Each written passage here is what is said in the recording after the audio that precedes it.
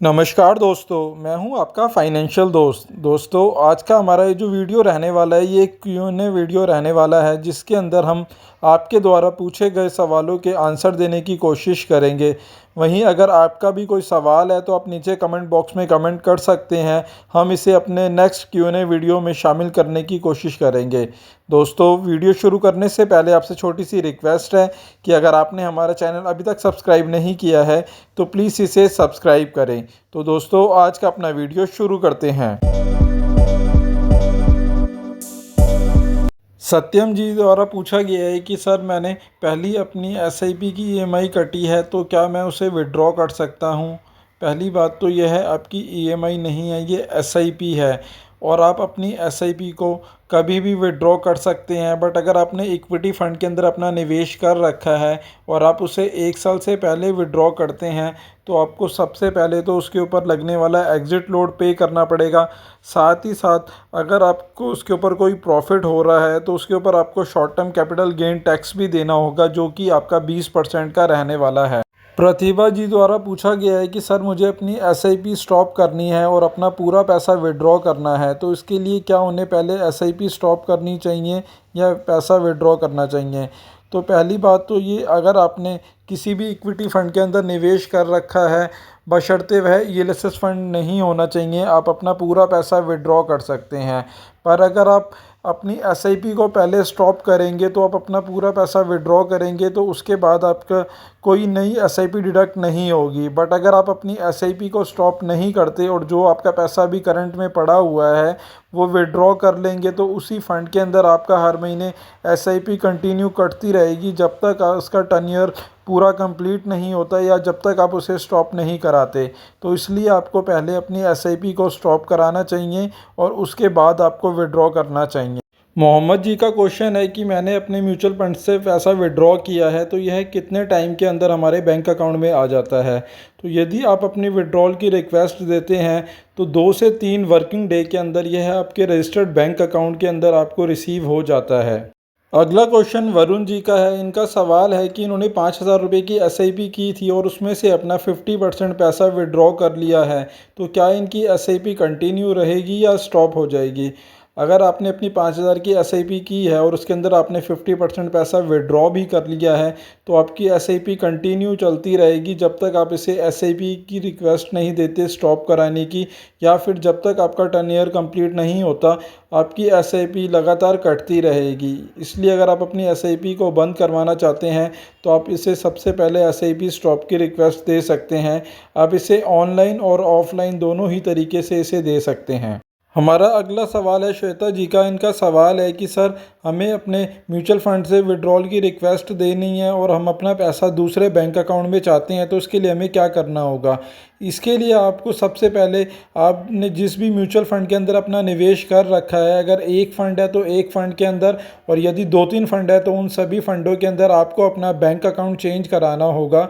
उसके बाद ही आप अपने विड्रॉल की रिक्वेस्ट दें ताकि आपका जो भी विड्रॉल का अमाउंट है वह उसी बैंक अकाउंट में आए जिसके अंदर आप अपना अमाउंट चाहते हैं। अगला सवाल शशि राव पाटिल जी का है। इनका सवाल है कि अगर ये म्यूचुअल फंड से रिडीम कर लेते हैं तो क्या इनकी एसआईपी बंद हो जाएगी?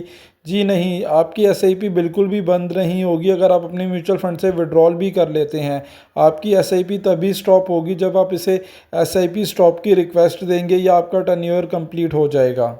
अगला सवाल सुयश जी का है। इनका सवाल है, सर, मेरी एक एसआईपी कटी है और मैं अपने इस एसआईपी को बंद करना चाहता हूँ, क्या मैं इसे स्टॉप कर पूरा अमाउंट विड्रॉ कर सकता हूँ? बिल्कुल, आप अपनी एसआईपी को स्टॉप कर पूरा अमाउंट विड्रॉ कर सकते हैं, बशर्ते आपने जिस फ़ंड के अंदर निवेश कर रखा है वह ईएलएसएस फ़ंड नहीं होना चाहिए। अगर ईएलएसएस फ़ंड है तो आप उसमें से 3 साल के बाद ही विड्रॉ कर पाएंगे, बट अगर कोई नॉर्मल इक्विटी फ़ंड है तो उसमें से आप विड्रॉ कर सकते। अगला सवाल है अनुराग जी का। इनका सवाल है कि इन्होंने ईएलएसएस फंड में निवेश किया था और इनका 5 साल का लॉकिंग पीरियड ख़त्म हो गया है, उसके बाद भी ये अपने पूरे यूनिट विड्रॉ नहीं कर पा रहे। पहली बात तो ये है कि एलएसएस फ़ंड के अंदर 3 साल का लॉकिंग पीरियड होता है। और रही बात आपका पूरा ऑल यूनिट विड्रॉ करने का, तो हो सकता है कि जो आपने लास्ट ईयर निवेश किया होगा उन्हें अभी 3 साल कंप्लीट नहीं हुए होंगे, इसलिए आप विड्रॉ नहीं कर पा रहे। क्योंकि जो भी आपकी एसआईपी जिस डेट को कटती है उसे उस डेट को ही 3 साल पूरे होते हैं। एग्जाम्पल के तौर पर अगर कोई आपकी एसआईपी जनवरी 2022 को डिडक्ट हुई है तो उसको जनवरी 2025 में 3 साल कंप्लीट होंगे, तभी वह आप उसमें से विड्रॉ कर पाएंगे। पर अगर कोई आपकी एसआईपी 2024 दिसंबर में कटी है तो उसे अभी 3 साल पूरे नहीं हुए होंगे, इसलिए आप उसमें से विड्रॉ नहीं कर सकते हैं। अगला सवाल भास्कर जी का है। इनका सवाल है कि इन्होंने 5,000 रुपये की एसआईपी की थी और ये 8 महीने तक इसे पे कर चुके हैं, यानी इन्होंने 40,000 रुपये अपना जमा कर दिया है। तो क्या ये अपना पूरा 40,000 रुपये विड्रॉ कर सकते हैं? पहली बात तो ये, आपने जो भी 40,000 जमा किया है वह ज़रूरी नहीं आज की डेट के अंदर पूरा 40,000 हो, यह कम या ज़्यादा दोनों ही हो सकता है। तो आप जिस दिन भी विड्रॉल की रिक्वेस्ट देंगे तो उस दिन आपकी जो भी फ़ंड वैल्यू होगी वो आप विड्रॉ कर सकते हैं, बशर्ते आपका फ़ंड ईएलएसएस फ़ंड नहीं होना चाहिए। क्योंकि अगर ईएलएसएस फ़ंड होगा तो उसके अंदर आपका 3 साल का लॉकिंग पीरियड रहता है। अदरवाइज़ और किसी भी फ़ंड में से आप विड्रॉ कर सकते हैं और आपकी जो भी उस दिन की करंट वैल्यू होगी वो अमाउंट आपको मिल जाएगा। अगला सवाल पिंटू जी का है। इनका सवाल है कि हम अपनी स्टॉप एसआईपी को फिर से चालू कर सकते हैं? जी हाँ, आप अपनी स्टॉप एसआईपी को फिर से कभी भी शुरू कर सकते हैं और दोबारा स्टॉप भी कभी भी कर सकते हैं। इसके लिए आपको कोई भी एक्स्ट्रा चार्ज नहीं देना होता, आप जब चाहें अपनी एसआईपी शुरू और बंद कर सकते हैं। अगला सवाल प्रियू भट्ट द्वारा पूछा गया है, क्या सर हम अपने मिड कैप फंड के अंदर से पार्शियल विड्रॉ कर सकते हैं?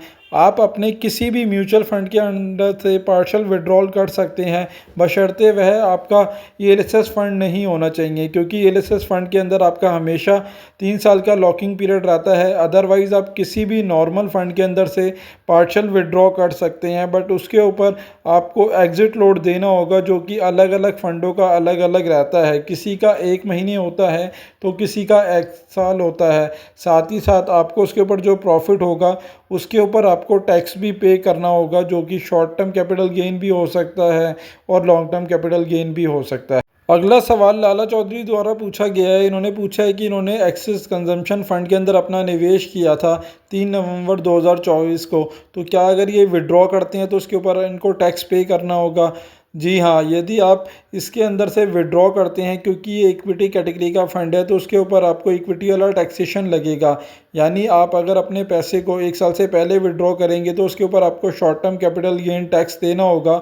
साथ ही साथ में आपको इसके ऊपर एग्ज़िट लोड भी लगेगा। आप चेक कर सकते हैं, क्योंकि अलग अलग फ़ंडों का एग्ज़िट लोड अलग अलग होता है। अगर इसका एग्ज़िट लोड 1 साल से पहले विड्रॉ करने का है तो उसके ऊपर आपको लगभग 1% का एग्ज़िट लोड भी लगेगा।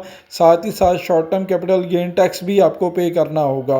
तो आप यहाँ पर कोशिश करें कि आप इसे 1 साल के बाद ही विड्रॉ करें। अगला सवाल गुली जी द्वारा पूछा गया है कि अगर ये अपनी एसआईपी को स्टॉप कर देते हैं और उस पैसे को पड़ा रहने देते हैं तो क्या उसके अंदर से और कोई पैसा डिडक्ट होगा या नहीं होगा?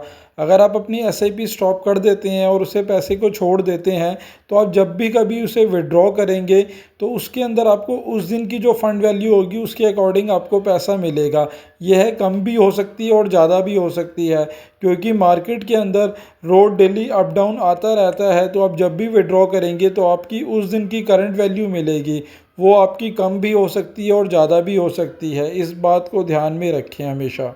अगला सवाल सरफराज जी द्वारा पूछा गया है कि इन्होंने फंड बाज़ार ऐप में जो एसआईपी चालू की हुई है, क्या ये इसे पूरा विड्रॉ कर सकते हैं या इन्हें पहले एसआईपी स्टॉप करानी होगी? अगर आप चाहते हैं कि आपकी एसआईपी कंटिन्यू चलती रहे और आपको अपने पैसे की ज़रूरत है तो आप अपना पैसा विड्रॉ कर सकते हैं। पर अगर आप पूरा फ़ंड ही बंद करना चाहते हैं और पूरा अमाउंट विड्रॉ करना चाहते हैं तो पहले आपको अपनी एसआईपी स्टॉप की रिक्वेस्ट देनी होगी और उसके बाद ही आप अपना पैसा विड्रॉ करें। नहीं नहीं तो आपकी एसआईपी लगातार कटती रहेगी। यानी जो भी पैसा आपने जमा करा है वो तो निकाल लेंगे, पर अगले महीने की डेट को आपने जो भी अमाउंट सेलेक्ट कर रखा है वह ऑटोमेटिकली आपके बैंक अकाउंट से कट जाएगा। इसलिए पहले आपको अपनी एसआईपी को स्टॉप कराना होगा। अगला सवाल कमलेश जी ने पूछा है, सर एसआईपी स्टार्ट करने के कितने दिनों के बाद हम अपनी एसआईपी को स्टॉप कर सकते हैं? आप अपनी एसआईपी को कभी भी स्टॉप कर सकते हैं स्टार्ट करने के बाद। इसका कोई भी टाइम पीरियड नहीं है, बट आप कोशिश करें कि अपनी एसआईपी को एक हफ्ते पहले बंद करें जब भी उसकी एसआईपी की डेट आने वाली हो। नहीं तो आपकी एसआईपी उस महीने की कटने के चांसेस रहते हैं। इसलिए हमेशा नेक्स्ट एसआईपी डेट आने से कम एक हफ़्ता पहले से बंद करने की कोशिश करें। अगला सवाल संजय जी का है। इनका सवाल है कि एसेट प्लस का कोई कस्टमर केयर नंबर हो या कुछ इस तरीके का प्रोसेस हो जिससे ये इनसे कांटेक्ट कर सकें, तो आप उनकी रजिस्टर्ड मेल आईडी के ऊपर आपकी जो भी प्रॉब्लम है आप उन्हें शेयर कर सकते हैं, या फिर आप अपने म्यूचुअल फंड डिस्ट्रीब्यूटर से संपर्क कर सकते हैं। वो आपकी पूरी मदद करेगा। क्योंकि अगर आपने सपोज़ एनजे से या आपने प्रूडेंट से या एसेट प्लस से अगर आपने निवेश कर रखा है तो आपने रेगुलर प्लान ही ले रखा होगा और उसके अंदर आपका म्यूचुअल फंड डिस्ट्रीब्यूटर होता है। और यदि आपको आपका म्यूचुअल फंड डिस्ट्रीब्यूटर सहायता नहीं कर रहा तो इसके अंदर आप अपना म्यूचुअल फंड डिस्ट्रीब्यूटर भी चेंज कर सकते हैं, जो कि आपका बिल्कुल फ्री ऑफ कॉस्ट रहता है।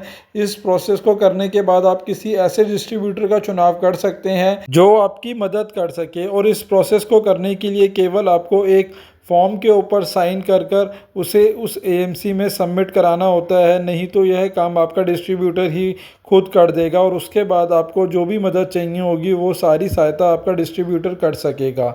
दोस्तों, आशा करता हूँ आज का ये वीडियो आपके लिए काफ़ी यूज़फुल साबित हुआ होगा। और इसके अलावा भी अगर आपका भी कोई सवाल हो तो आप नीचे कमेंट बॉक्स में कमेंट कर सकते हैं।